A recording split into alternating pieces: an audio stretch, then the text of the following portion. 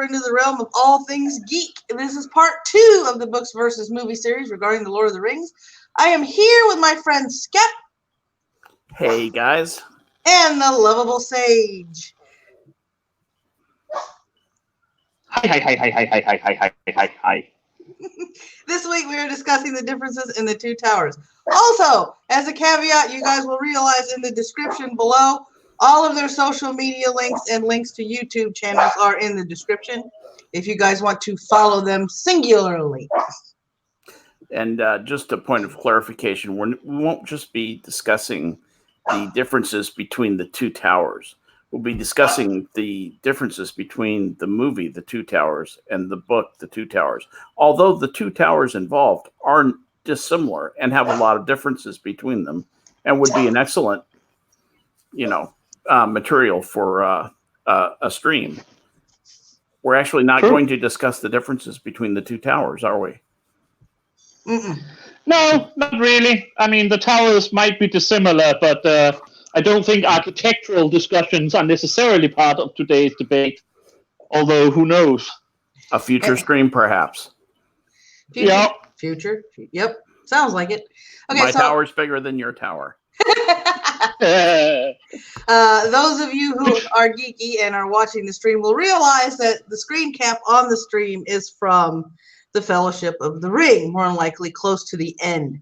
I felt that in order to faithfully, be faithful to the book, we had to go back to the first movie as the movie The Fellowship leaves off after the battle with the Uruk-hai and the split of the Fellowship.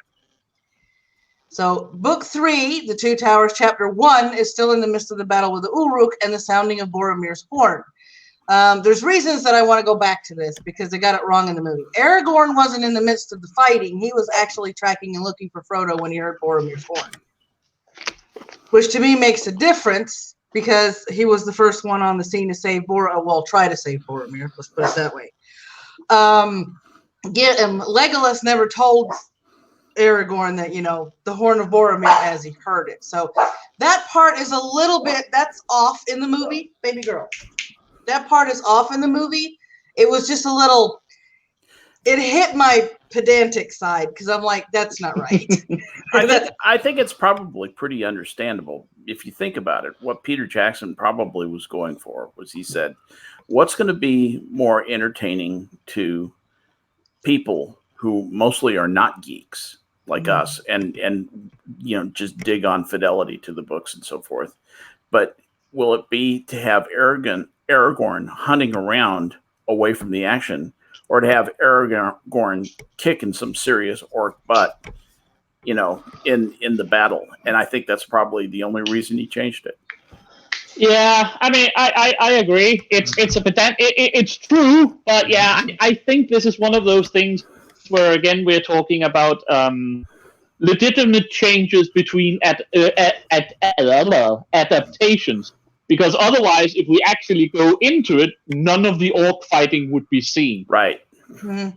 And if you actually read the book, the actual fight basically doesn't exist. Right.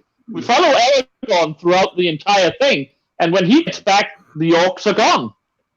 Legolas and Gimli has killed some of them. Boromir is nearly dead, and the orcs are gone. And, of course, also in the movie, since I think he's the one who's supposed to be Utgard. I'm not entirely sure, but the big orc commander Saruman created, since he was kind of, sort of, possibly a movie character, he kind of had to die. And so have Aragorn have a one-on-one with him was probably a cinematic good choice. Yes. Even if it was, it was very different from the movie. Yep. Yeah, the other thing that sort of bugged me just a tiny bit was the fact that they overlapped the two parts in the last half of the Fellowship of the Ring. Because to me, it would have been a better ending to the first movie with just to leave it with Frodo and Sam leaving and then pick up with the battle and everything at the beginning of the Two Towers. See, this is where I completely agree with you, by the way. Where I feel that would have been a little bit more logical. But, oh well, there we are. Yep. The other thing that they seemed to skip over, I don't know if it was for time or if Peter Jackson didn't think it was relevant, was the fact that Aragorn had to think about whether, what the priorities were. Were the priorities going after Frodo and Sam or going to find Merry and Pippin? And it was Gimli who brought up the conundrum. Now, it was a short exchange in the book. It wouldn't have been extra to leave that in and have them ponder it for a little bit, because they were in the midst of trying to figure out where everybody went. Yeah. I mean, yeah. One of the other things I think is important is that in the book, Aragorn is confused. Aragorn starts the Two Towers confused. He's saying, "Where's Frodo? Where is Sam? What the hell is going on?" He's trying to read the tracks. He's trying to chase after him, and he hears the faint sounds of fighting, and here's Boromir's horn, and that conveys weakness in Aragorn. And I think Peter Jackson was trying to build strength into Aragorn as a character, possibly for his arc to take over as King of Gondor. Yeah, possibly, but it also refers back to one thing we didn't really discuss last time. The problem is that he had already had Frodo and Aragorn meet on top of the Hill of the Eye, where Frodo was sitting in the Hill of Seeing. Yeah, and so Aragorn knew what Frodo would start facing and fighting the orcs up there. In the books, while Aragorn also goes up there and sitting there, he never meets Frodo. And we might be getting ahead of ourselves, but from Frodo saying, "I need some time to think," and leave the camp for a little think, Aragorn doesn't actually see him again for 3 months until Gandalf brings him back from Mount Doom. Yes. right. That's the line follow Aragorn throughout the entire sequence, but he never meets Frodo again. But since he had already met him in the movie, the situation is a little bit more muddled, because he already knows what's going on. Yeah. Yeah. He doesn't actually realize. They don't actually realize in the book what Frodo is doing until basically they are trying to have funeral rites for Boromir, and notices that one of the boats are gone. So at that point, Frodo would have a much longer head start than they did in the movie. Yeah, where also they literally see them across the water. Yeah. That's a good point. Yeah, exactly. That's a good point. I mean, so much went on. I mean, it's like you had the resolution there. I mean, all neatly wrapped up with Frodo and Sam in the boat on the river for the end of the first movie. But they had to, I just don't like the way that they went, okay, so that's happening. Let's just pull this in from the second book. That way we can keep them going a little bit longer and maybe stretch out the movie a little bit further, instead of starting the movie where it starts in the book. It was always a sticking point for me, because why do that? Like I said, I agree with you. I just don't think it's that perfectly bad, because it's an adaptation change. But yeah, I agree with you that I would still have the first movie ending with Frodo and Sam just being on the right side of the river. Oh, sorry, actually, let me ask you this: side of the river. Would you have the big orc fight with Aragorn and Legolas and Gimli? I probably would, but I would probably start the second movie with it. Again, that's just a pure, as we talked about, that's just a pure adaptation issue, and a movie just needs a little bit of action here and there. Exactly. I realize it's different from what I said last week, considering the walk fight, where it felt to me always as it was just basically Tolkien saying, "Hey, let's have some action." But again, a book is different from a movie, and since we already know the orcs are there, the orc fight happens in the book. It just happens off screen. Having it happen on screen doesn't seem to me to be a bad decision. Okay. Yeah, I keep going back to the idea that I think in Jackson's mind, he was going to use the movie The Two Towers as the part of Aragorn's arc where he departs from any ambivalence about going after the crown of Gondor to his full commitment to pursuing the crown of Gondor and pursuing victory for the West as leader of the West. Let me say, if that was his point, that was a catastrophically portrayed point, but I think we will get to that particular discussion and my rant about it a bit later in the this show. I'm sorry, I probably shouldn't have brought it up. No, it's fine to bring it up. I'm just saying, we can take that now. Let's take that now, because I have a rant. This move, unlike last week where I was just on and off, this time I actually have rants coming. Yeah. Okay, good. So let's take this one, because this is actually over all of the movies, but it is specific to there is a lot of specific to this movie. The concept that Aragorn doesn't want to be king. I kind of get why Jackson would do it. I mean, character motivation and character conflict and so on, emotional character arc. I just don't get it. I mean, I know the problem is that it needs to feed into the drama of Arwen leaving instead of waiting for him, but I just think it's dumb. Aragorn in the books had no doubt what he needed to do. He wanted to be king of Gondor. He wanted to be king of Gondor and Rohan. Well, yeah. The movie, the war, everything he did was working towards that purpose, because that was the only way he could get a bit of toffee. Basically, Elrond has said, if you want to marry my daughter, I'm okay with this, but you damn well better destroy Sauron and be king of the reunited kingdom beforehand.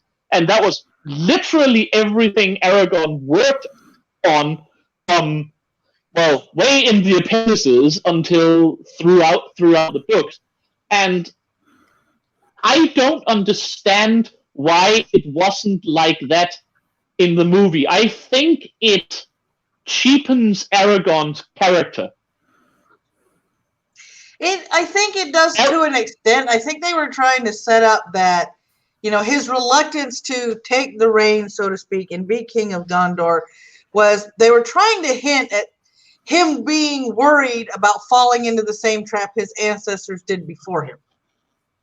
I know, but like I said, I don't. It's because I think they don't understand the ring. Yeah. I don't actually think Peter Jackson understood the ring. Isildur wasn't a bad guy. I don't think he understood the Dunedain. I don't think he understood the men of Numenor. No, I really don't. That's where I think he fell down, was in understanding what they were, what their strengths were, and what their weaknesses really were. Because that's not teased out at all in any of the movies, in my opinion. No, I mean the whole Dunedain subplot is removed. I don't think the name of Arnor is mentioned like even once, maybe once. Yeah, I think it's actually mentioned one time, and that's all. And that's in a director's cut. But okay. Anyway. But like I said, hey, I don't have a problem, by the way, with referring the director's cut. One of the few, in my opinion, director's cuts of any movie that actually made the story better instead of just adding time. Absolutely. In fact, I won't watch the regular cut. I'm so spoiled by the director's cuts. I think all three of the director's cuts are the only cuts of the movies worth watching. Okay. I agree. I agree with you completely. Like I said, this is just a rant of mine that I know why Jackson did it. He wanted to instill, like Maddie said, a sort of character dynamic, of an emotional character arc in Aragorn, and also create the drama with Arwen. I just don't think it was the right decision to make, because I think Aragon is defined by being Isildur without the mistakes.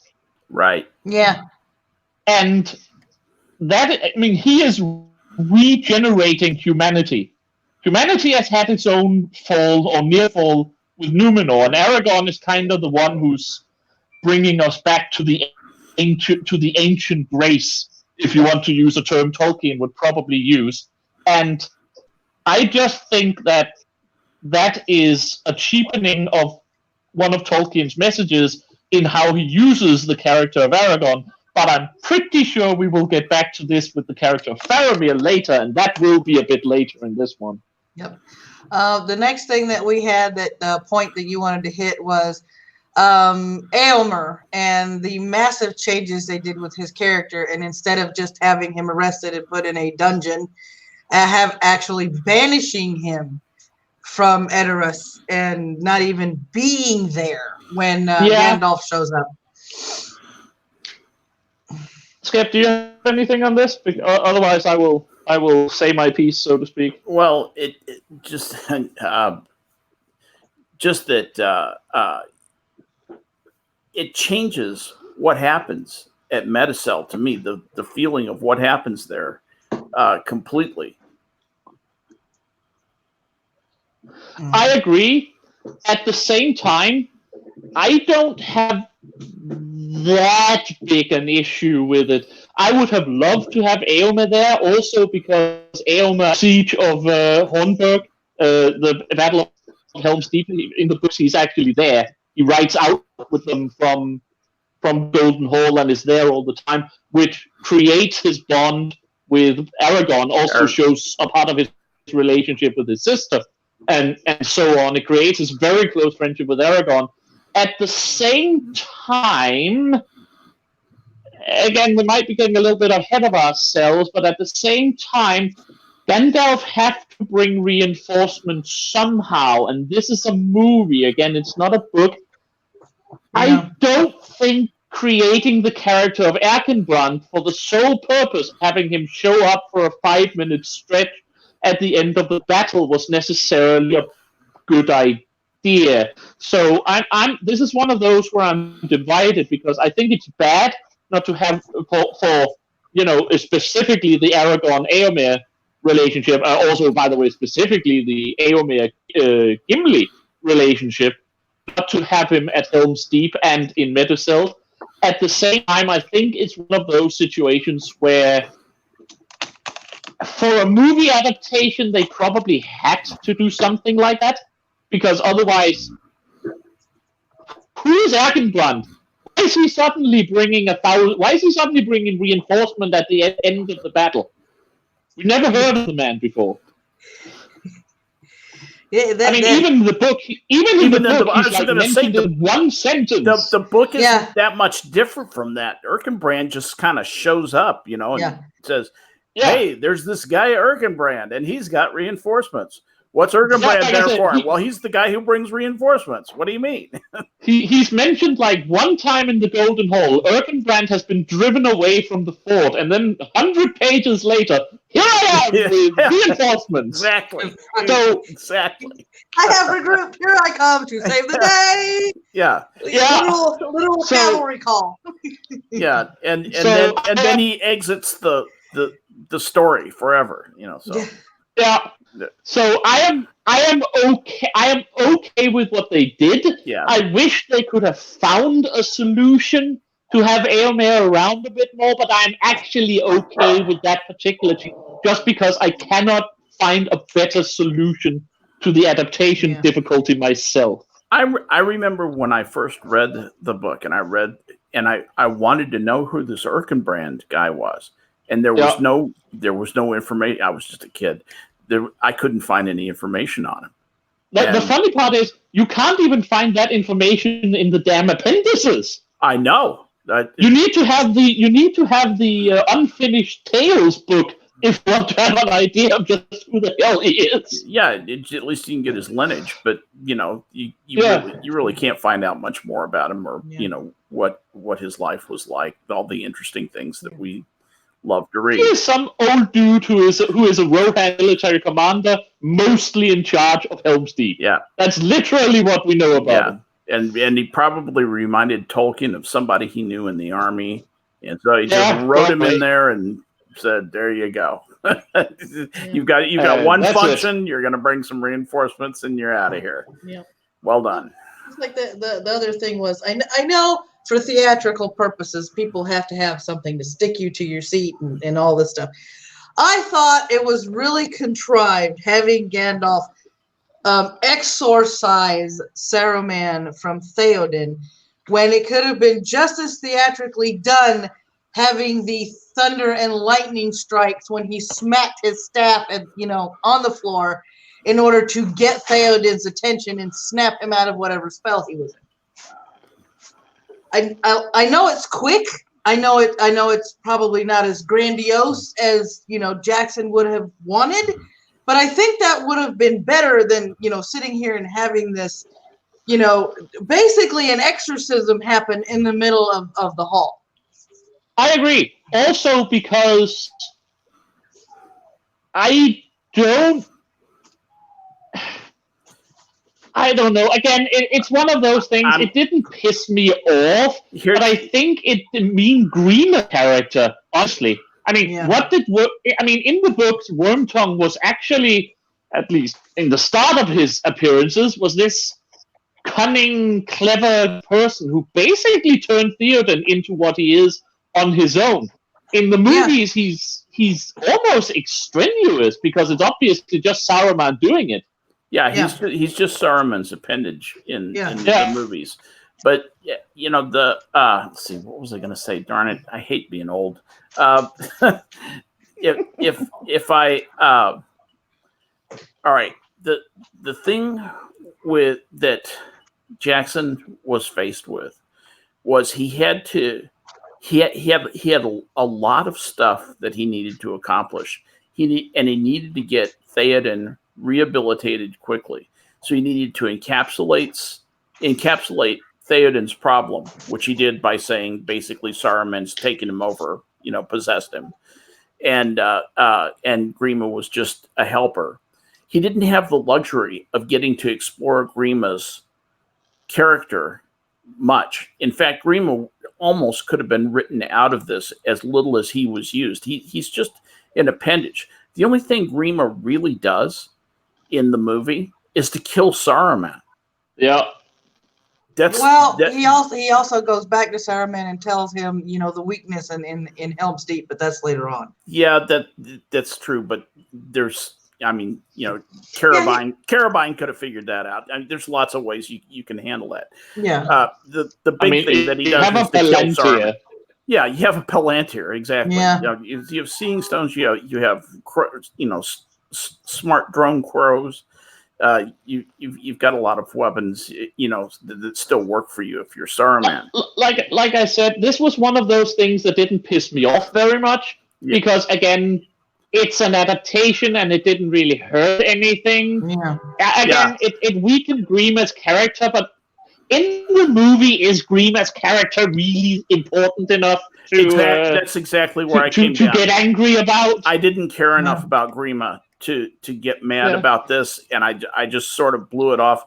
I do agree, though. Maddie is exactly right to call it out. It is a difference, and let's face it. Yeah, absolutely. I think I speak for all of us. Absolutely. Almost any difference detracts. At least it does for me, because I'm a Nazi. No, I don't disagree. When I say something like this is something that doesn't piss me off, that's basically what I mean. It doesn't make me happy. Yeah, it's just it's just it's a null. It's a null effect. You just move on. Yeah, and I'm kind of with you on this, but I see what bothers Maddie, and I'm not unsympathetic to that at all. Not in any way, shape, or form. So I hear you, Maddie.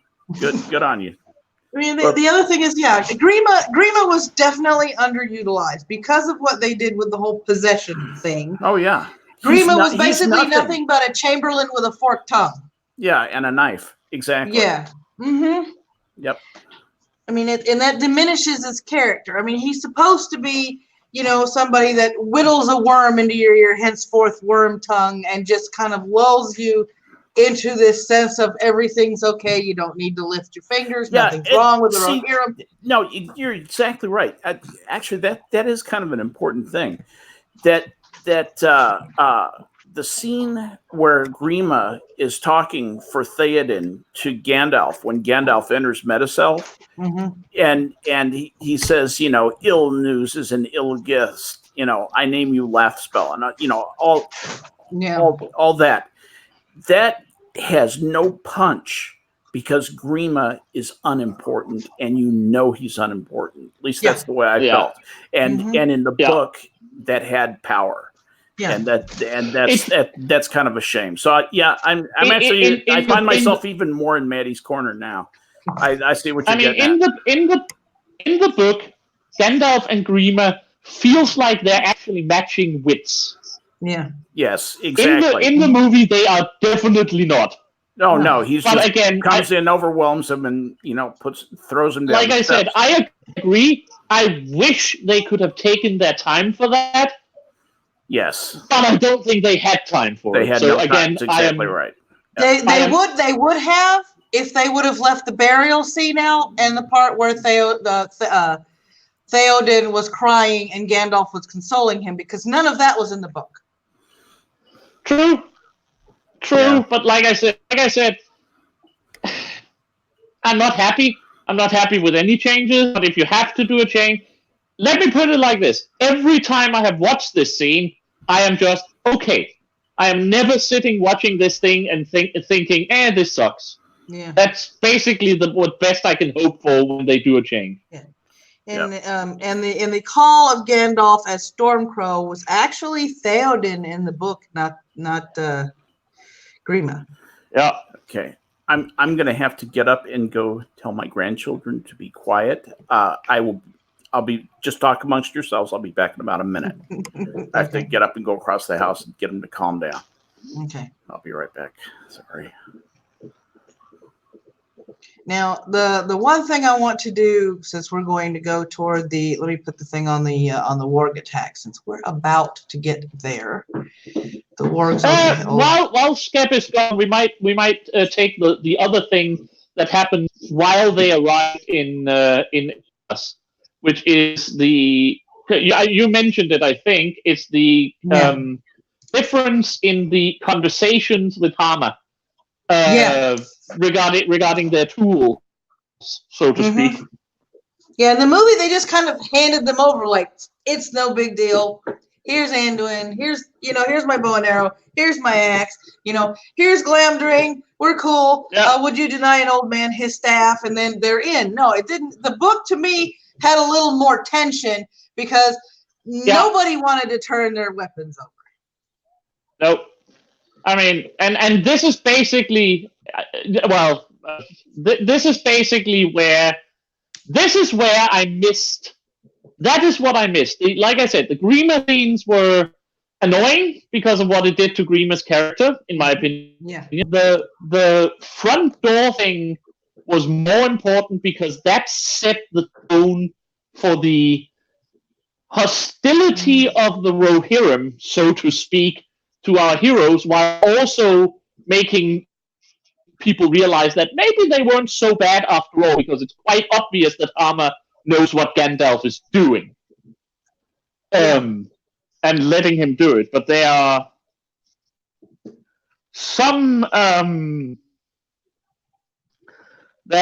quite a bit of tension and hostility in the air when they first talk to the Door Wardens.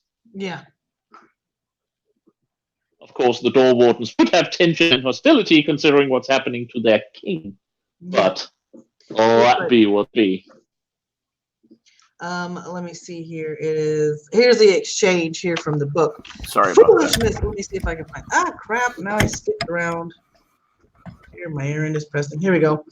Guard still hesitated. Your staff, he said to Gandalf. Forgive me, but that too must be left at the doors. Foolishness, said Gandalf. Prudence is one thing, but discourtesy is another. I am old. If I may not lean on my stick as I go, then I will sit out here until it pleases Theoden to hobble out himself and speak with me. That led to a chuckle out of Aragorn, you know. And then Hama says, the staff in the hand of a wizard may be more than a prop for age. He looked hard at the ash staff on which Gandalf leaned. Yet, in doubt, a man of worth will trust his own wisdom. I believe you are friends and folk worthy of honor who have no evil purpose. You may go in. That was important, and I believe that should have been left in. I agree. Like I said, Go ahead.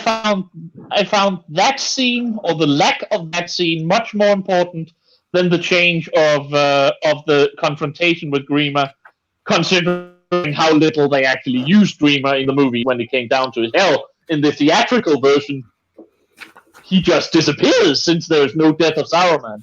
Yeah. I mean, it's this change, I think, because I can't see how they were strapped for time because it was almost 3 hours. Bear with me. They put two scenes wholly in the movie that were not in the book. One was the whole consoling of Theoden after Theodred's death, and then the funeral procession and the burial of the son, and then the whole warg thing, which we're going to get to a little bit later on. Now, if you would have left out the funeral procession and the consolation of Theoden, you would have had more than enough time to have this exchange at the door. But you wouldn't have heard Eowyn sing. To be honest, I actually kind of like the funeral procession. I did too. Freely admit it. I like it because it's a bit of fluff. We discussed last time how much I love fluff and lore. This is basically some fluff. What I would have left out was the walk scene. Yeah. Which is completely extraneous and makes no point. I'm sorry. So you roboted a little bit. You would have left out which scene? Oh, the warg scene. The warg attack scene. Oh, no, yeah. I think we all feel that way. Yeah. I was okay with the I was actually okay with both the comforting of Theoden and the funeral scene. Mm-hmm. It's a little bit of fluff. It works. I would have left out the walk attack, which is, like I said, completely extraneous, have no real point, and doesn't lead to anything. Yeah, I mean, I agree with you in terms of the work thing, and I see your take and your reasoning as to why you would leave in the funeral procession, because you're completely right. It does show a bit of the lore. It shows their culture and how they revere their dead. In terms of, the royalty, the nobility in Edoras. So I can see that, and it makes logical sense for him to, find out that his son is dead, that he needs time to grieve, and they need time to get their affairs in order, and bury the son, and then go on with the messiness of war, so to speak. Hell, it even name drops Symbol Moon, which is yes. Less than I could have imagined. Yeah. And then to me, the exchange between Grima and Eowyn, and then what treasures were you promised? And he casts a side glance over to Eowyn, and I'm like, ain't no way, Wormtongue, she's out of your league, dude. Exactly. Exactly. But at the same time, that's by slavery. Yeah. Yeah. But at the same time, that's basically right out of the book. I love that scene. Yes, absolutely. I can't remember what the actor's name is. This is embarrassing. The guy playing Grima. Brad Dourif, I think is his name. Oh, yeah. Brad Dourif. Yeah. I think he performed. I think he was one of the best actors in the entire goddamn trilogy. Yeah. I just wish his character would have been a little bit more true to the book. Yeah, I just wish it had a point. Yeah, honestly. Yeah. I mean, it's one of those things that completely just it annoys you because it's such a good character. He's not a shoehorn. He's not useless. He actually does something in the book, and then they diminish him so much so as to the people who have read the book and are now watching the movies going, well, if you're going to castrate him, figuratively speaking, why have him in the movie at all? Right. Can I just get back to the part that I was talking about when Grima speaks to Gandalf when he enters Medicel? In the book, Here's the exchange. It says, "Why indeed should we welcome you, Master Stormcrow? Last spell I name you. Ill news, and ill news is an ill guest, they say." He laughed grimly as he lifted his heavy lids for a moment and gazed on the strangers with dark eyes. That's someone in a position of power gazing down. And here's what Gandalf says back. "You are held wise, my friend Wormtongue, and are doubtless a great support to your master," answered Gandalf in a soft voice. "Yet in two ways may a man come with evil tidings. He may be a worker of evil, or he may such leaves well enough alone only to bring aid in time of need." "That is so," said Wormtongue, "but there is a third kind, pickers of bones, meddlers in others men's sorrows, carrion fowl that grow fat on war. What aid have you ever brought, Stormcrow? And what aid do you bring now?" That's a whole different character than what you see in the movie. Mm-hmm. That's a character of power, and that's what's missing from Grima. They figuratively castrated him for film purposes, and I've never agreed with that. I always hated that. I agree with you. So yeah, that's what I wanted to see in the movie, and I found that very frustrating. Okay. Now I didn't. Moving on to when he has to decide, and they're on they're getting everybody together, and then they realize that there's going to be an imminent attack. Now there's a problem that I have with Éowyn that I discussed with Ronan this morning, and that every time this comes up, I have this issue. She is a shield maiden. She was raised to protect herself and her village, and she is part of the nobility. However, whenever Theoden asks her to do anything that excludes running off into battle, she's immediately, "No, I want to fight. I want to go with you." Well, I'm like, you need to get your priorities straight. Sometimes it's more important protecting the villagers than running out and hunting wargs. Yes, but that's kind of the point of her character. Yes. That's literally her entire character arc in the book, to give up, to first come to terms with the fact that she feels caged and imprisoned in her womanly role, and then basically eventually realize that it's super important, actually, that particular role. Yeah. I mean that's basically, I think, what Tolkien wanted with the character. Once he decided that she was Aragorn after all, which of course was the original point of her existence. One other item is that at the end, Theoden does not name Gandalf a Lord of the Mark, and he does in the book. Minor detail, I would say, but that bugged me. I want it noted. Yeah, fair enough. Really noted. Fair enough. It is a change. I get to have. It is a change. I get to have my peccadillos too, my friend. No. It is a change. I freely admit it. It irritated me. Okay, moving on.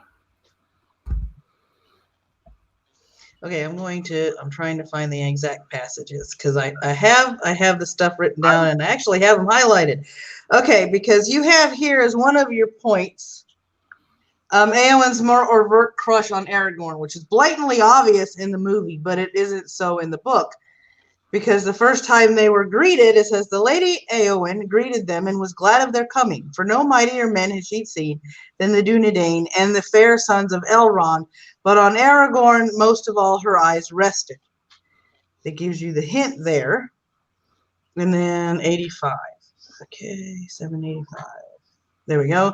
Then it seemed to Gimli and Legolas who were nearby that she wept, and in one so stern and proud that seemed the more grievous. But she said, "Aragorn, wilt thou go?" Which starts a major exchange between Aragorn. So, there's two hints in the books that she's basically got a crush and she's having feelings for Aragorn. And it's much, much, much more obvious in the movie, when it really shouldn't be, in my opinion. I mean, it isn't actually spelled out in the books until Faramir calls her out on it in the Houses of Healing.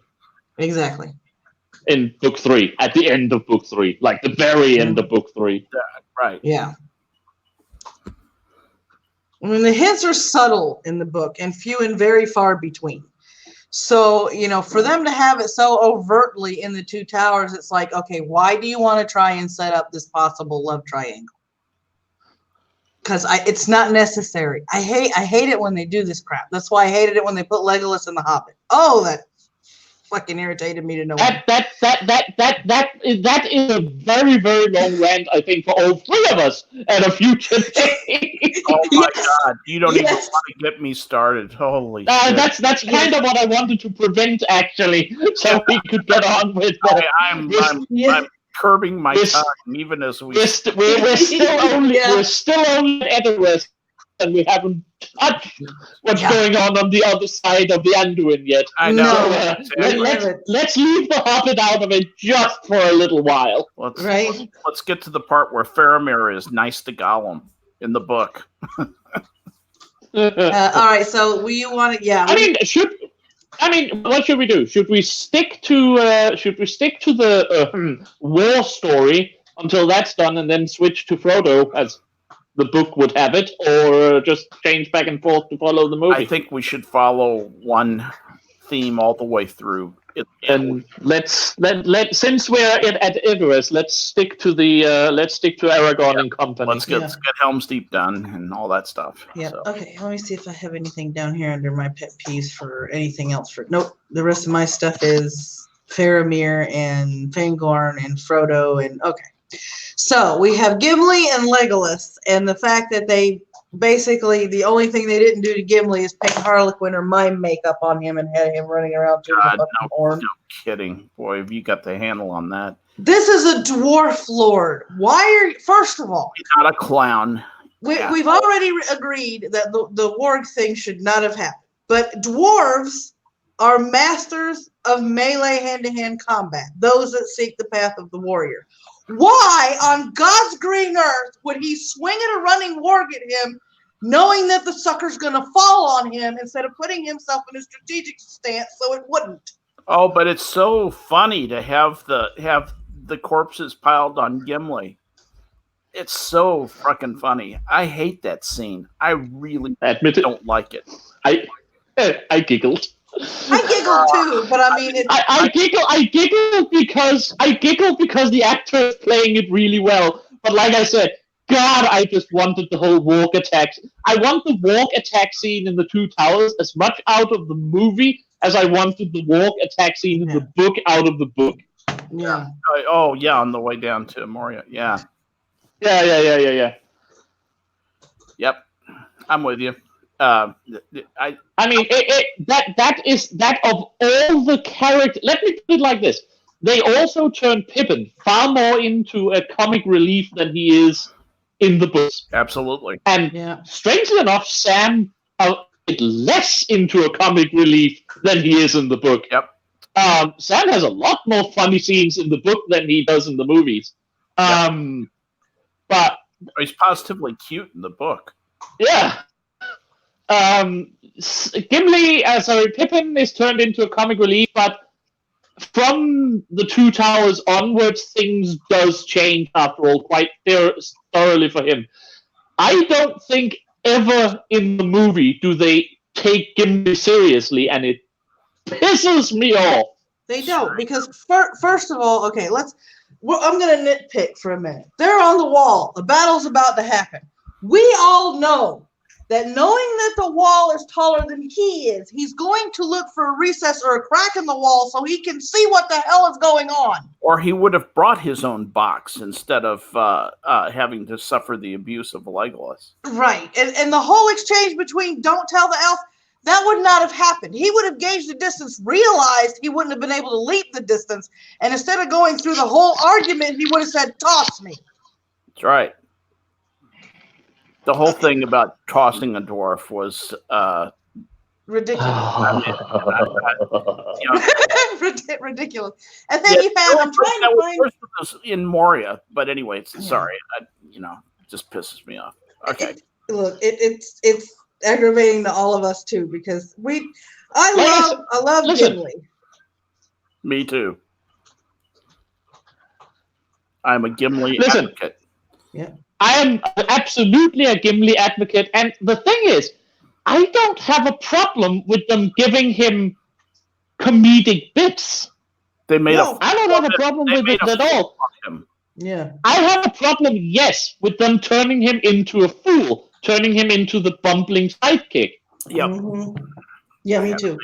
Because he isn't. Now, naturally, the joke that I would tolerate and that I personally would have left in and that I didn't have any problems with is during the procession when he's talking about why nobody has seen a female dwarf.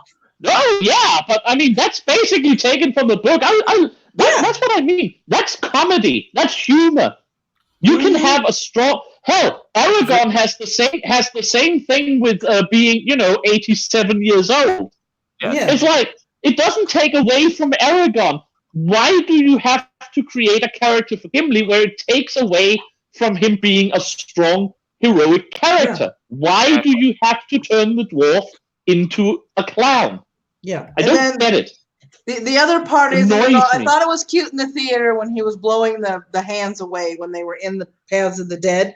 I would have much preferred the way it was in the book because they kept saying that he had this impending feeling of dread following them, that he couldn't shake the feeling of dread to the point where by the time they got to where they needed to go, he was literally crawling on his hands and knees. Because it says, of the time that followed, 1 hour or many, Gimli remembered little. The others pressed on, but he was ever hindmost, pursued by a groping horror that seemed always just about to seize him. And a rumor came after him like the shadow sound of many feet. He stumbled on until he was crawling like a beast on the ground and felt that he could endure no more. He must either find an ending and escape or run back in madness to meet the following fear. We are in the halls of the dead, path of the dead now, right? Because we're following them all the way through before we go back to the. Yeah. Because I'm not even going to touch the fact that they left Aladan out. Listen, this is one of those. Actually, since they do appear, kinda is. I'm okay with not having Elrond's sons. Again, what would be the point? Yeah. It's the same reason I am okay with leaving out Fatty Bolger. As much as I love the character, as much as he would have been cool to have there. Yeah. We already have quite a lot of characters in the Lord of the Rings movies. Yeah. Leaving out the most extraneous is probably not catastrophical. Yeah. It would have been better as a miniseries, but that's neither here nor there. Okay, just for a little bit of levity, I'm going to put this because Blind Press suggested it, so I am going to, because I got it highlighted. All right. It says, then Legolas laid his hands, this is them outside of the halls. Then Legolas laid his hands on his eyes and sang some words that went soft in the gloom until he suffered himself to be led, and Legolas passed in. And there stood Gimli the dwarf, left all alone. His knees shook, and he was wroth with himself. Here's a thing unheard of, he said. An elf will go underground and a dwarf dare not?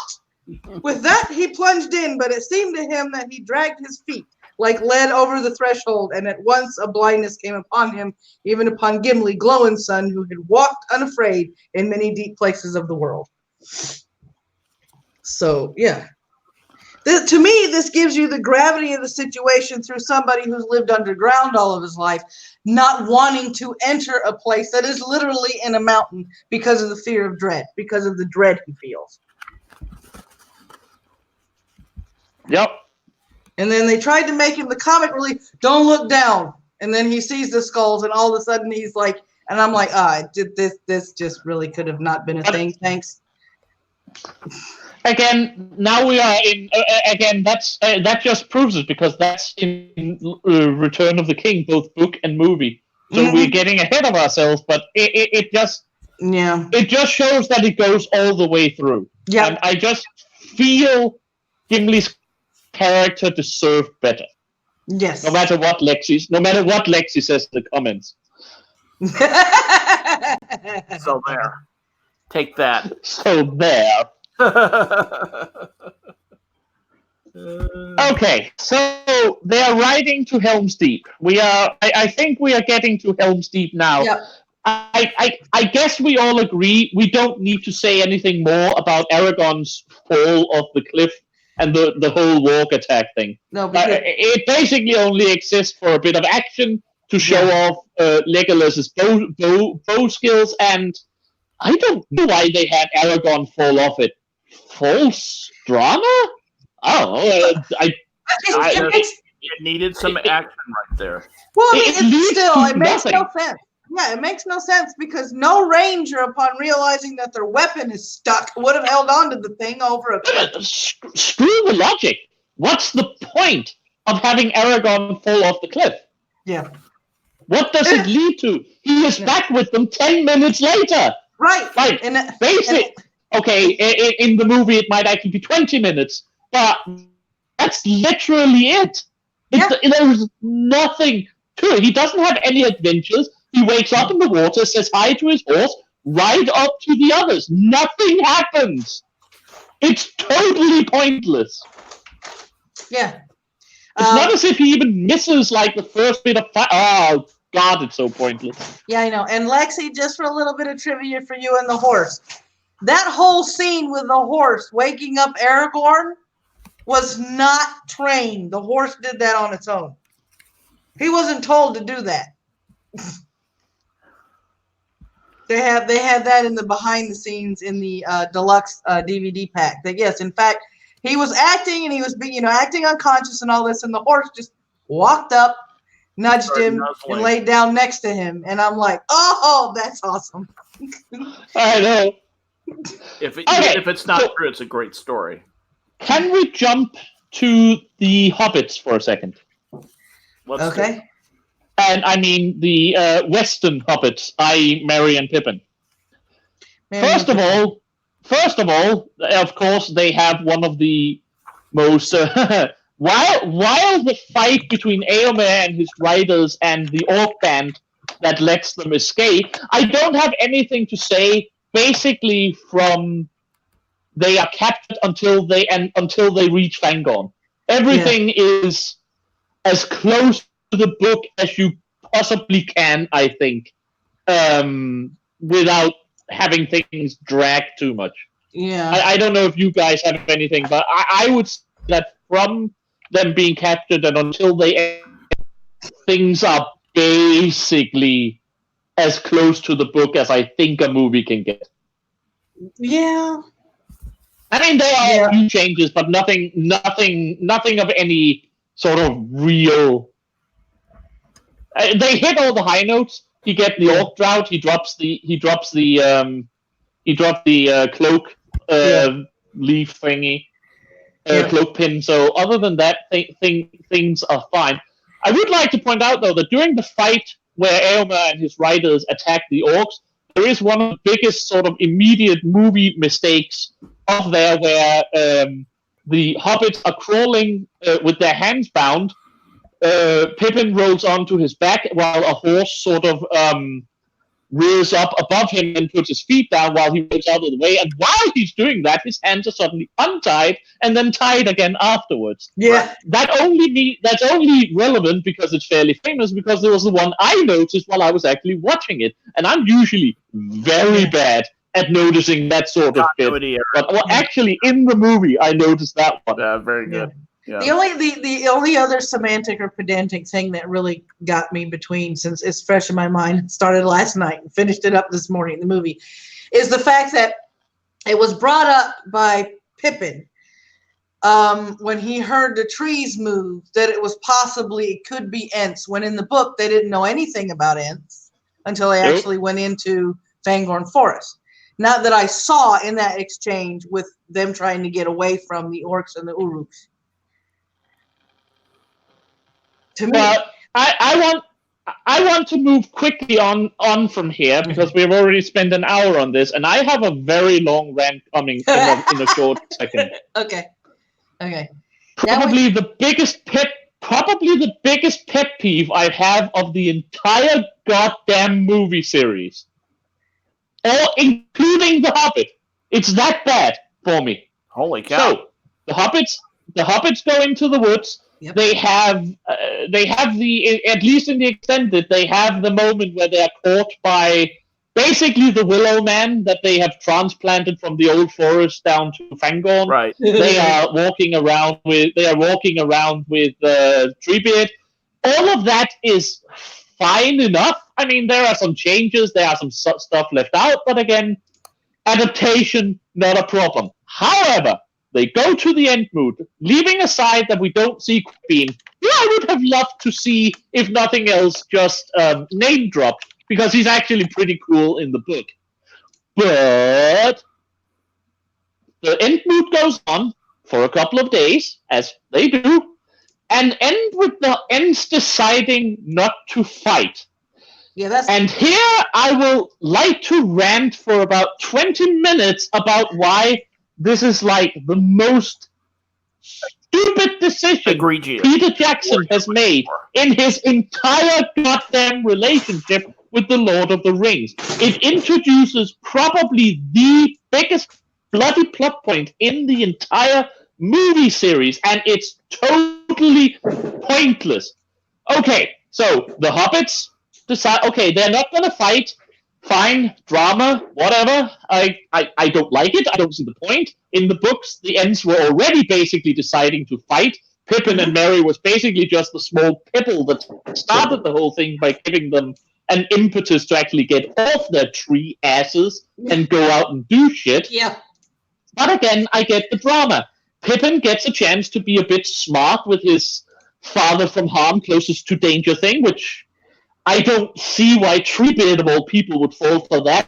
Again, Treebeard's character is a bit cheapened. That doesn't make any sense to me, but then you are very small. So the whole thing is minor absurd. Thing. The whole thing is absurd. It is. But then they get out to where they can see the deforestation.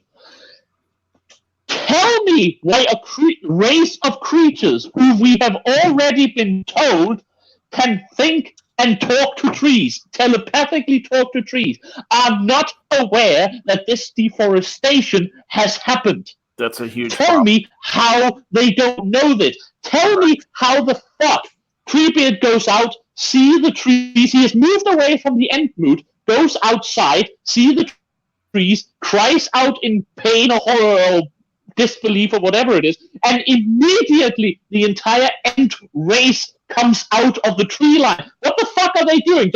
Are they spending their entire lives following their leader around? Well, Treebeard just in case he wants to talk to them.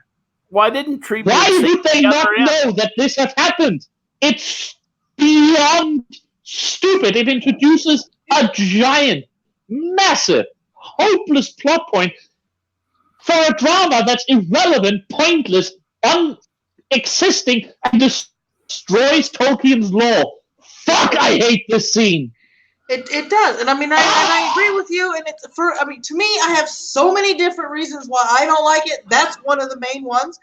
The other one is when he's trying to figure out, quote unquote, whether Merry and Pippin aren't orcs in the book.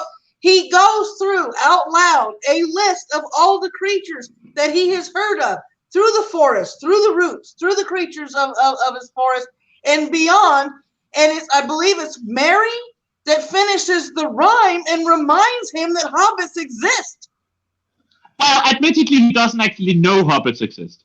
If you actually follow the timeline of the book, Treebeard wouldn't have any reason to actually know that hobbits exist. But I mean, hobbits developed after Treebeard and the others had retreated to Fangorn. Okay. But I mean, my whole thing is he was able to calmly explain to him, hey, we're not orcs. This is who we are. This is the part of the song that you're missing. This is, okay. But in the movie, they go ahead and they jump the fuck ahead and go, I'm going to ask the White Wizard. Boom. And we find out the White Wizard later on is, Gandalf when he's back from, doing his whole I'm going to kick the crap out of the Balrog thing. When it wasn't Merry and Pippin that found Gandalf first. That always... They just twisted everything around in this fucking forest. I'm like, why couldn't you have just gone with a book? It would have been just as fun. It would have been just fine. Why did you have to flip it like this? Like I said, that's not even a big thing to me. That's really not a big thing to me. again, that's the adaptation. It's the introduction of the plot hole and the destruction of the lore that pisses me off. Yeah. And Blind Press has it. Even fucking mentions that they knew what Saruman was doing. Yeah. How can it be so big a surprise that it causes them to change their mind? Peter Jackson, God, I love you for what you did in making these movies, but fuck, do I hate this whole sequence. Yeah. It is dumb, it is stupid, it is pointless, it is obsequious, it is... It is. It's pointless. I mean, why introduce a plot point when none existed? Breathe. Woo-saw. What's this? Why produce plot point? Why introduce a plot hole where none existed? That's what I meant. Fucking most important. Yeah. Yes, Lexi, you have heard this rant before. Like I said, it's one of my 2 biggest issues with the movie, and this is by far the biggest. Yeah. Because there is no... Oh, God, it's so dumb. Yeah. I mean, it's just, it's absolutely stupid. How when you know that they're tied to everything that is in nature, that they had no awareness of what Saruman was doing after they had already bitched and complained that they saw orcs and goblins and stuff in their wood burning and biting and hacking and cutting shit down. Okay, how do you see all this shit happening and going, it's just another day?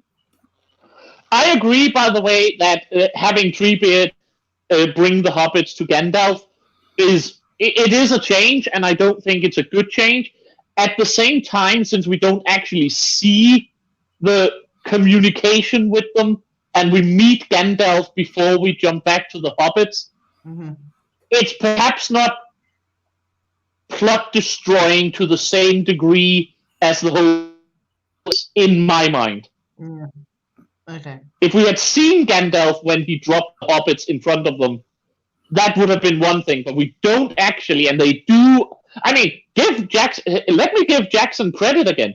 When Aragorn and the others meet Gandalf again for the first time, the lighting and the blending of Christopher Lee and Ian McKellen's voices, God, that's brilliant. I really wondered how they were going to make you think for a second about who this was, and God, did they nail it. Yeah, they did. They completely nailed it. And I loved that part of the movie because it took them a few seconds. He literally had to deflect shit that they were shooting at him because they literally thought he was Saruman, which I thought was absolutely brilliant. Yeah. But I mean, they attacked him. They do. He has to defend himself. In the movie, they attack him. He's like, kill the son of a bitch, and they try. You have a good dinner with your grandma, Blind Press. Catch you later, BP. Yeah. Okay, I think I got that one out of my system. That is, oh boy, that's the one I've been looking forward to speak. All right. Oh God. Back to back. Now we're going back. Because now that if we go back, if we want to continue with this, is the walk through the dead marshes. It was completely, to me, I know this is a minor point, but it was completely unnecessary to have Frodo fall into the marshes when he didn't do that in the book. Yeah, no point. It did kind of forward Gollum's relationship with them, so again, I'm not super pissed, but I just don't see the reason for it. Again, I would have left that out and used the time for something else. Yeah. They could have had the same conversation in other ways, but at the same time, if you're going to introduce the dead men, you're probably going to have to do something more with them in the movie than just having them be around as they do in the book. Yeah. Something probably had to be done with it, but again, yeah, I agree. It wasn't necessary. He had already shown in little bits, especially when the flyer on the fell beast, the wraith on the fell beast came by, he hid them. He was trying to prove to them, even though we know what his ultimate goal was, that he could be trusted before that point. So it was pretty much useless to have him pull Frodo out of the water when that didn't even happen in the book. Just move on. Move the story on. Yep. Should we just go back west for a second and take the last big differentiation between book and movie before we go to Frodo and Sam? Yes. And you were talking about Faramir. I would want to talk about Faramir. That's my second big rant, but that's coming up later. Let's just finish the Western story first with something that I'm sure Skep at least will have something to say about, knowing him, which is, why are there elves at the Battle of Helm's Deep? Yeah, that's probably... what the hell is Haldir and his men doing there? Exactly. That is a complete ignorant invention that I probably don't react as emotionally about it as you do, but it really pissed me off. When I was watching the movie for the first time and I saw it, and I thought, those are elves. This is Helm's Deep. What the fuck are elves doing in Helm's Deep? This doesn't make any sense at all. And then I realized, to my horror, that we have come to honor the old alliance. Where did that come from? That is total Hollywood invention. That is crap. Yeah. And that made me angry because it changed the whole feel of the battle. And Helm's Deep is, I mean, to me, it is the climax of the Two Towers. First, it is. Pardon me? Go ahead and finish. To me, it's the climax of the Two Towers. It is it's the beginning of the turning of the tide. It's the beginning of hope. It is the defeat of Saruman's army at Helm's Deep, and to have the elves have an undeserved part of that. That was about the ascendancy of men. And the elves had no business being in that battle because they were headed out to the west. They should have been leaving, and that was the whole thrust of the story. And that was a complete contradiction to everything that J.R.R. Tolkien had written into the book. Yeah, and it was unforgivable, absolutely unforgivable. Leaving aside, I'm with you there. Leaving aside, I'm not quite as angry about it with you, but then again, you are not as angry with me as me. I think with the whole end plot point. But again, I also want to point out that just like with the walk attack, it's pointless. Yeah. We know all of the elves will have to die because they are not there later. So they're there, they shoot some arrows, we get some nice close-ups, and then they die. Right. And it has no payoff. No. It's a plot set up with no... If this could have then... I mean, I would have been even more pissed to a certain degree if they had changed the story and the lore that much more. But if they had taken this and used it to build to the elves coming to help during the Battle of the Pelennor. Well, absolutely. At least exactly. It would have had what if some of them had survived the battle at Helm's Deep and had rallied more elves to come and help with the Battle of Pelennor Fields and the battle for Isengard, and then maybe they marched on the Black Gate and let's have Manwë come over from that western place and he can come over and kick some ass. Yeah. I agree with you. I would have been even more pissed, but at least it would have been a payoff. Yeah. The elves at Helm's Deep had absolutely no payoff. Okay, absolutely. It was a pointless contradiction for a cheap feel-good fix. You are most welcome, to see that it's all about seeing Aragorn, and the elves loving it up, his old comrades from his youth. How touching. I mean, as far as I understand, this was where Arwen would have actually entered the movie as an action hero. Yeah, exactly. Right. Which they very fortunately decided against. Kudos. I mean, not kudos for thinking it up in the first place, but kudos for taking it out. I suppose the problem is if they already had that, They had to leave the elves in because they really couldn't do reshoots of the entire goddamn battle scenes. So they had to leave them in. But it's, again, nothing against Haldir, except that, I don't know, in the book, that means he survives. I like Haldir. I'm glad that he's alive. You know, it would have been better. It would have been better if Aragorn had gone down there and said, "Haldir, what are you doing here?" "Well, we've come to honor the old alliance." "Well, we don't want you. Go out the back way. You go up the river out the back of Helm's Deep and go on to the west, because this is man's fight. You know, against the orcs. This isn't your fight. It's not your world anymore. Go get lost." There is something this is where I disagree. That's something I have to disagree with. The elves are fighting, but it's certainly still their fight. I go for the book. You know what the elves are doing. They're basically destroying Dol Guldur while the fighting goes on down south. Like I said, I don't have a problem with the elves fighting. I have a problem with the elves fighting where they are fighting. My problem is thematic. Yeah, I think you're talking tactically, and I'm thinking more strategically in terms of No. What's going on is this is the time when men are asserting themselves, and the elves are fading into the west. Yes, they're doing work at Dol Guldur. Yes, they are nominally, at least to the extent that some of them are still there, allied with the West, but they're also leaving the West in droves. They're getting on ships and heading to the Undying Lands. And this is in direct contradiction of that. And I just hate the flow against that arc.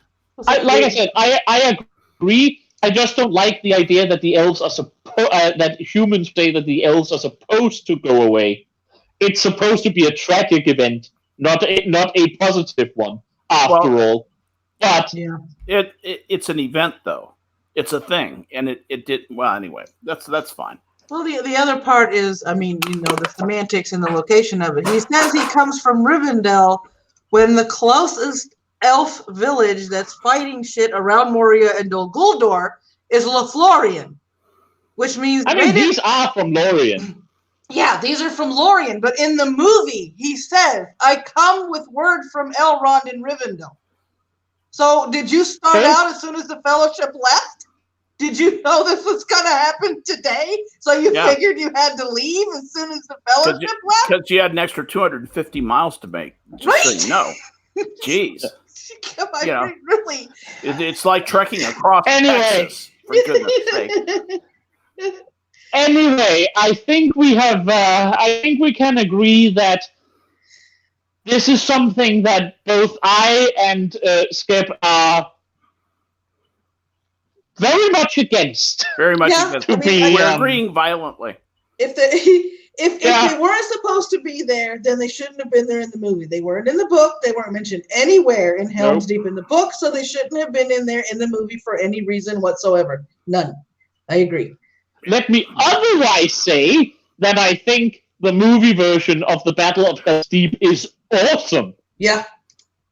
Fucking awesome. Oh, yeah. The only thing I don't understand, this is, okay, now it's my turn to be super pedantic, but I can be wrong. It's been a while since I've done a side-by-side comparison. I am almost certain Legolas and Gimli's orc-killing competition ends up with both of them one orc higher in the movie than in the book. I'm pretty sure in the movie it's 43 to 42, while in the book it's 41 to 42. I'm pretty certain, and if that's the case, why? I don't know. Why inflate it up? That may have been a simple writer's error. Probably. I think that may well be. I think you might be right. I think that was an error. That's interesting. You know what? I didn't even notice that. I did not. It's just a small thing. Just a small thing. It doesn't change anything. I mean, this is somewhere I have heard where it's like, well, that is when I have complained about Gimli being, you know, a comic relief thing. It's like, well, the orc killing company. That was in the books. Like I said, it's not as if these people can't be funny or have their own quirks or anything. This is also, by the way, one of the first times where Legolas have a personality at all. One of the things that the movie did quite well was actually give Legolas a character, because in the books, of all the Fellowship, Legolas is probably the most boring. Yeah, I have to agree. He's just basically there. Yeah, He doesn't really have a personality, to be honest. Yeah. Let's see, 42, Master Legolas. Legolas. Alas, my axe is notched. The 42nd had an iron collar on his neck. How's it with you? You have passed my score by 1, answered Legolas, but I do not begrudge you the game. So glad am I to see you on your legs. Yeah, 42 to 41, and You're the right. books is 43 to 42. You're right. Like I You're said, absolutely right. It's not a thing, and again, it's probably just a writing mistake in the script. Yeah. It was just something that I caught on. Where it was like, that's a weird change. Yeah. Yeah. Well, I kind of like the part in the movie where, he's saying, oh, and then Legolas shoots the orc that Gimli's sitting on. He's got Gimli's like, what did you do that for? He was still moving. It's because he's got me axe embedded in his brain. He's got my axe embedded in his nervous system. Yes. I love the scene. I love the whole thing about it. It was just, I remember sitting and watching it. I have just been reading the book before I watched the movie back when they came out, and I was sitting there watching it. I was like, that is a strange thing to change one number up. Yeah. But probably it was because when they were writing the script, they put in the wrong numbers and no one bothered to double check. Yeah. Also, it may have been. It doesn't matter. Well, it doesn't matter. It's just a tiny thing. Yeah. They just like the sound of Gimli saying 43 better than 42. Can also very well be. Like I said, it's not a big thing. It's a silly thing, but it's there. It's a good catch. It's a good catch. And I'm a little mini rant here before we go on to Faramir is the fact that we've all touched on this. And the fact that they basically turn the for lack of a better term, street smart, very cunning like a fox, and intelligent Pippin into a fucking idiot. Yeah. He's not an idiot. I mean, what were you doing? Were you making him a deliberate idiot until he got into Fangorn Forest in order for him to go, well, just swing south, in order for him to actually finally show, oh, look, he's cunning because now he's going to awaken the trees in order for them to do something, because he wasn't doing anything throughout the rest of the movie. Yeah. It's true.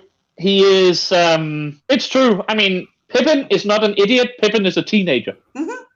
It would have been more in character in the movie if Pippin had said something like, hey, Treebeard, how come these other Ents didn't tell you about the deforestation at this end of the forest? Right? Yeah. Why didn't somebody bring it up to you? Shut up, little hobbit. I'll crush you. Yeah. Right? That would have made more sense. Yeah. Instead of Pippin saying he wanted to go home and Merry having to talk sense into him saying we won't have a Shire to go back to.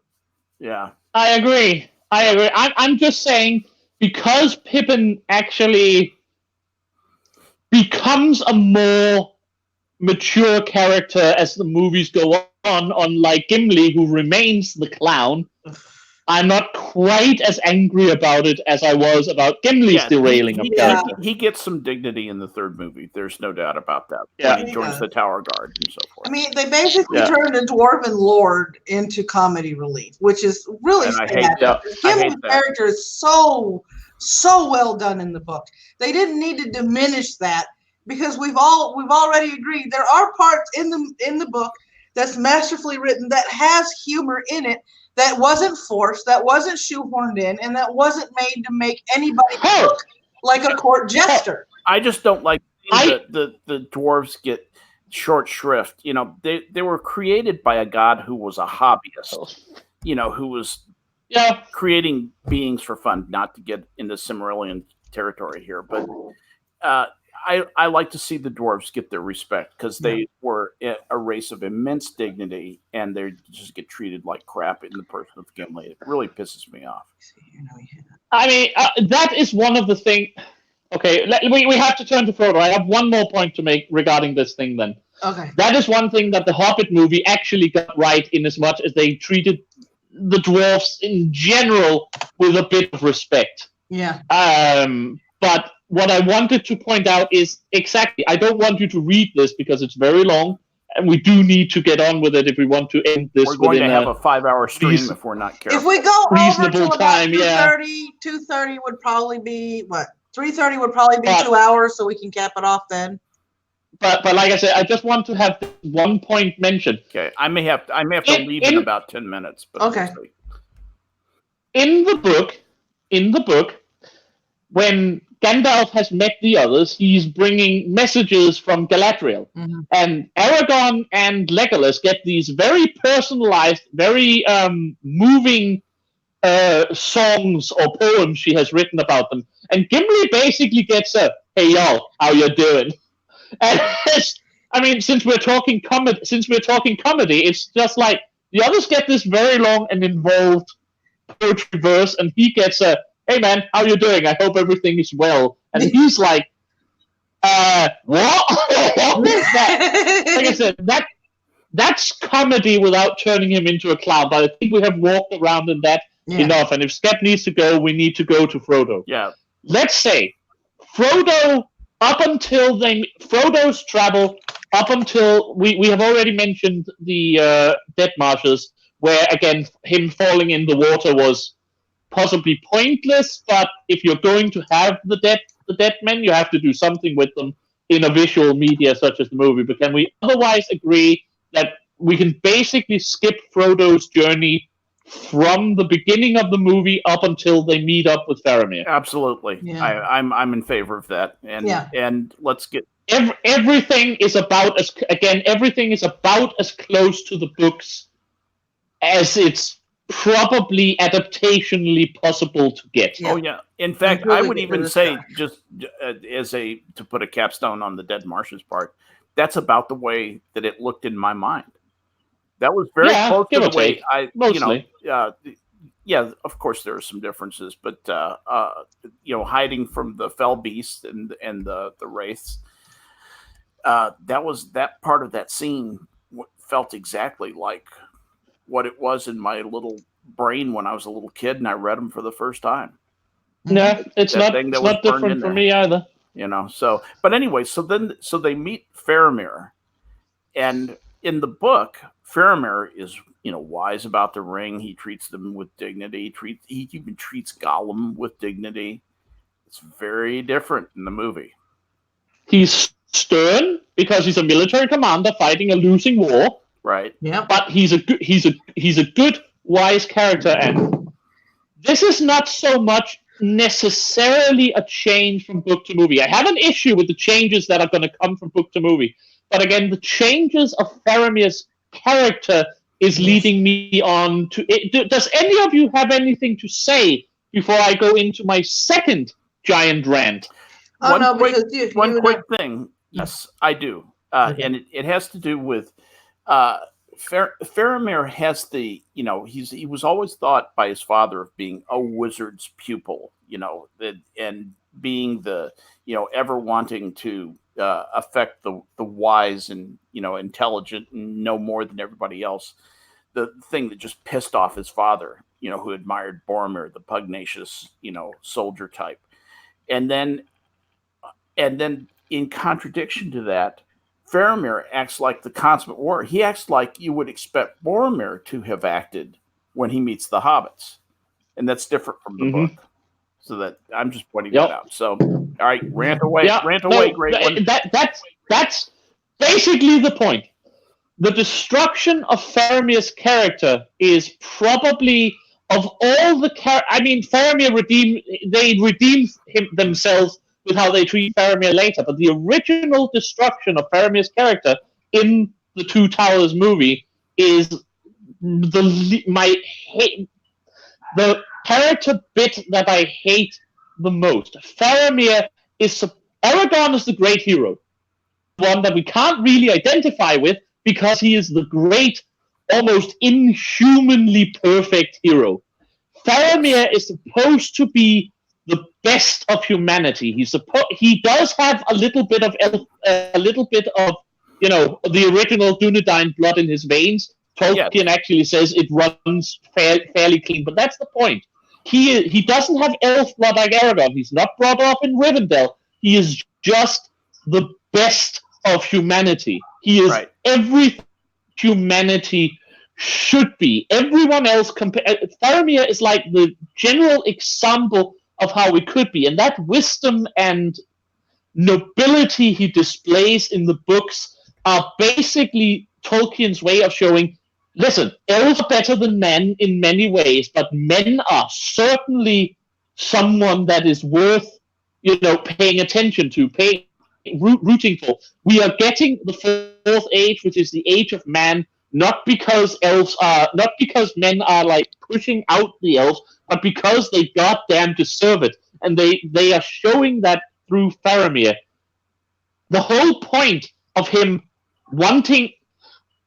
Faramir is the only character in the goddamn book, except for Aragorn, who has the ring in his hand and rejects it.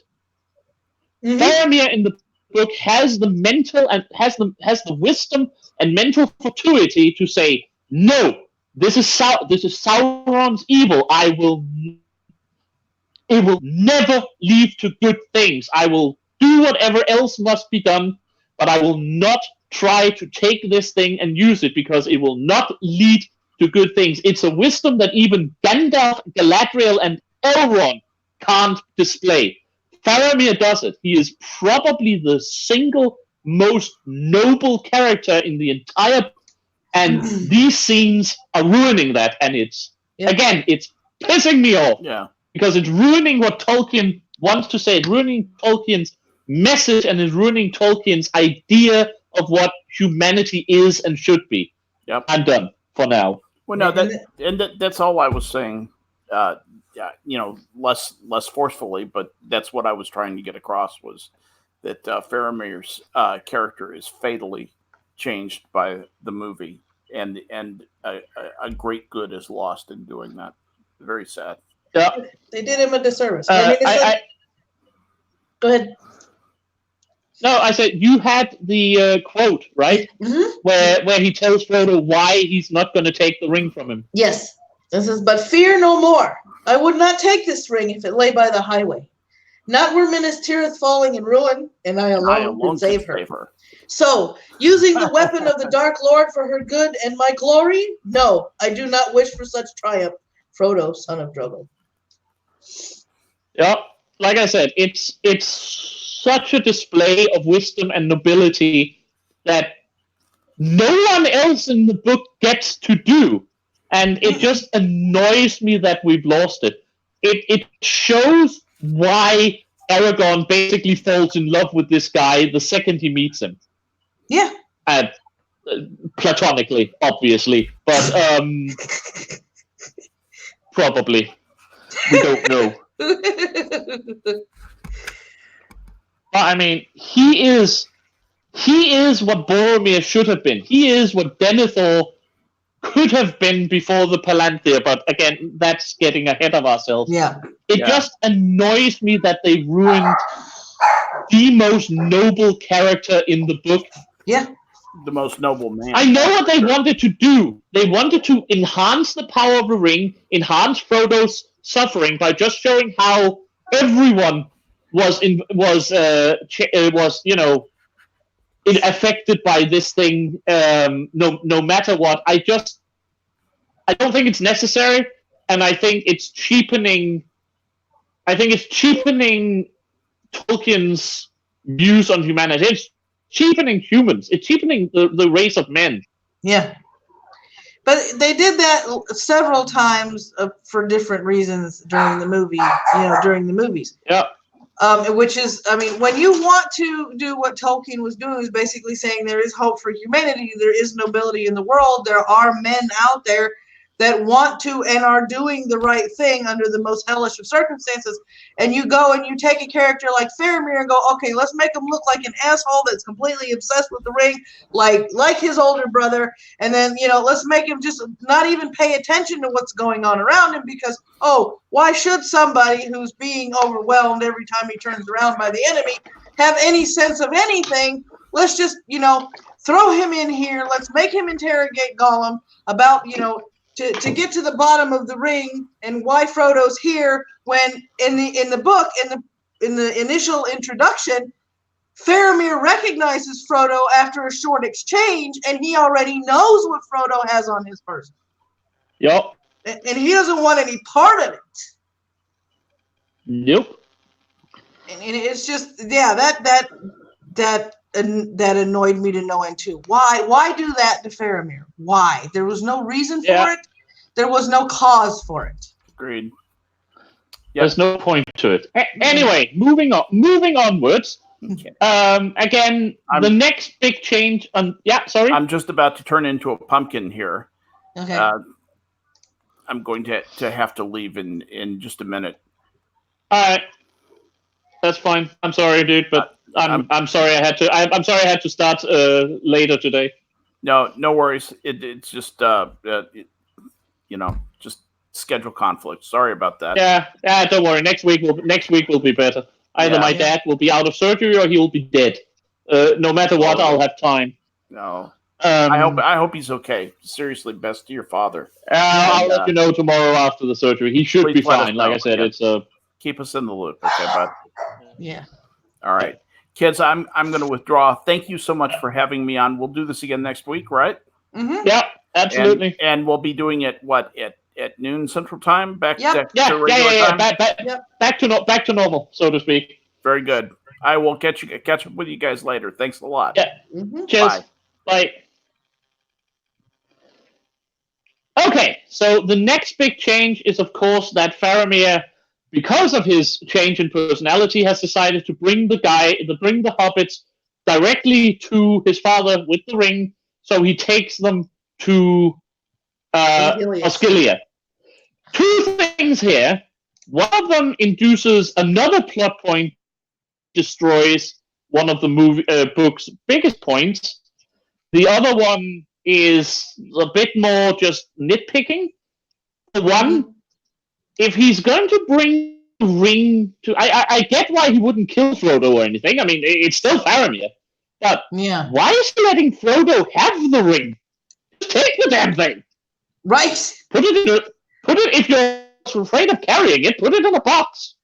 Why are you letting the Hobbit carrying it around? Makes no point. No, it doesn't. But the one that I really wanted to point out was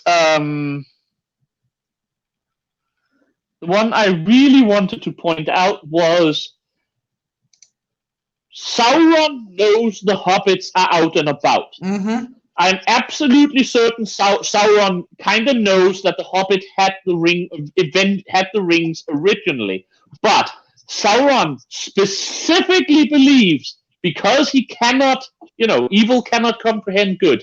Sauron specifically believes that the hobbits have handed over the ring to one of his great opponents, that be Aragorn or Gandalf, probably Aragorn, all things being what they are. Yeah. And this is why Aragorn can draw...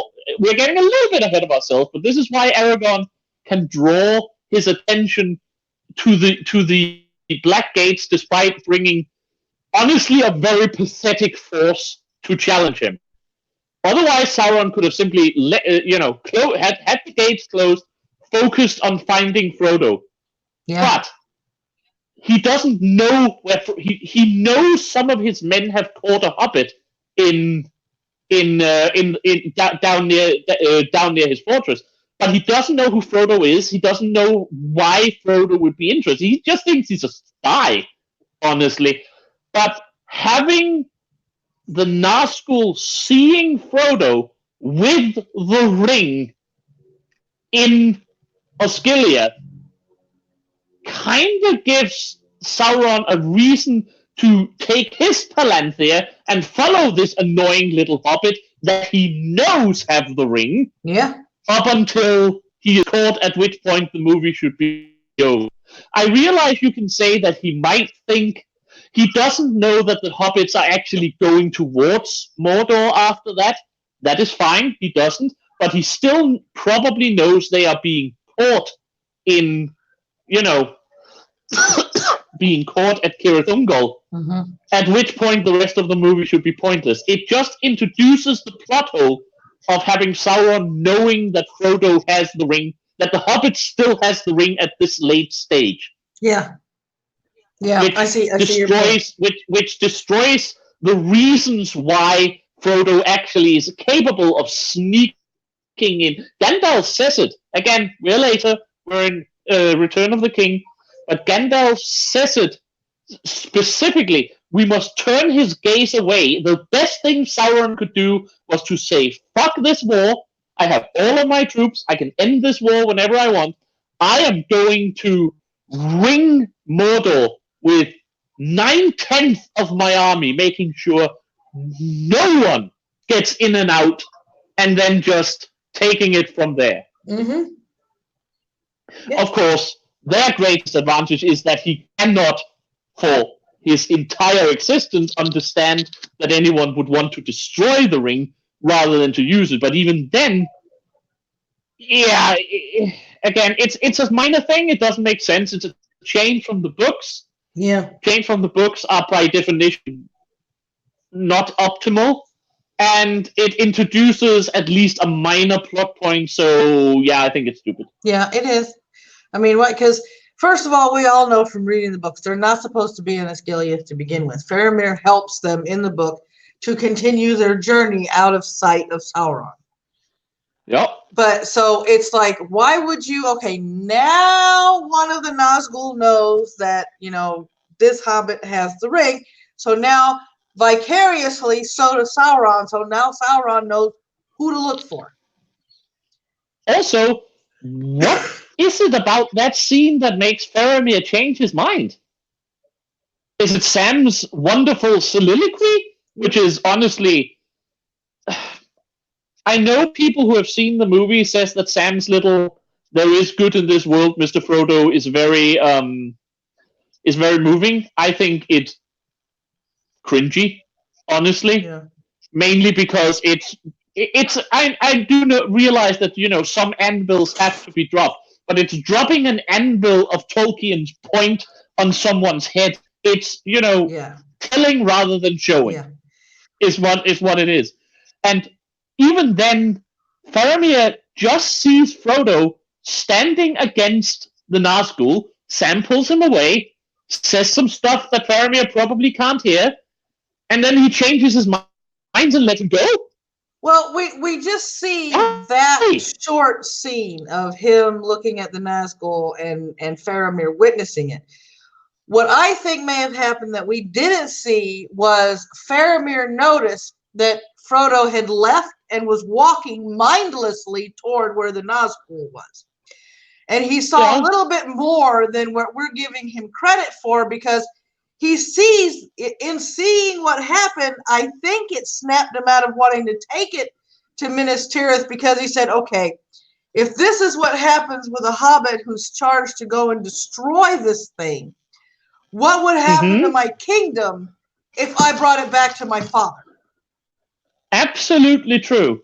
And I get that, but then why did he send someone with them to help them? He has seen what it can do to Frodo. This is Frodo at his worst. Yes. Up until they actually get into Mordor. Why is he letting them go alone? I mean, the Hobbit is basically. What if an orc had the same effect on him? Wouldn't he just walk up to the best orc and hand him the ring? Yeah, I mean, I agree with you there. I mean, if they were going to continue with this, creating that mini plot point, then, you know, he should have sent at least one, maybe two people with them. But if you were paying attention to the exchange, they were already spread thin. Oh, no, I get that. I get that.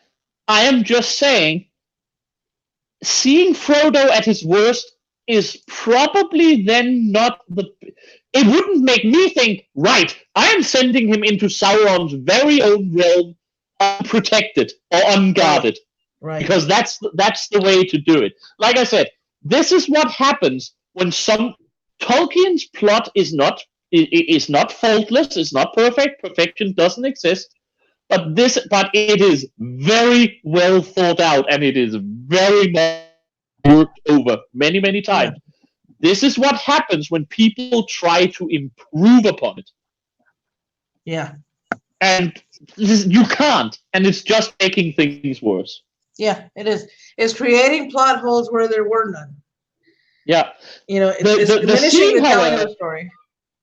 The scene, however, that we do get see that you have on screen now, the extended scene of Boromir and Faramir, they meet Denethor, which is, again, the movie is making Denethor a worse villain than I actually think he is in the book, but that was probably as that was. I love the scene of Boromir in Osgiliath, because, again, if you remember from last week, one of my complaints was that it made Boromir more of a villain than he originally was.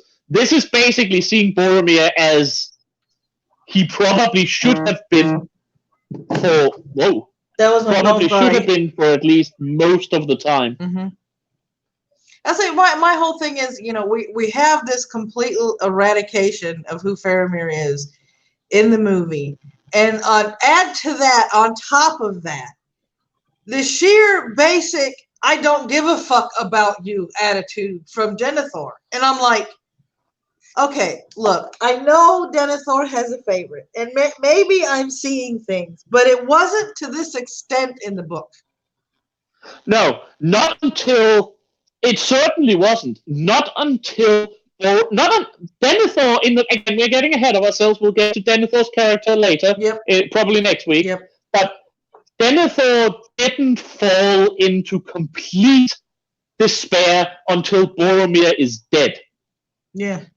That is the moment when he stops being a human being and starts becoming a walking abusive plot point. Yeah.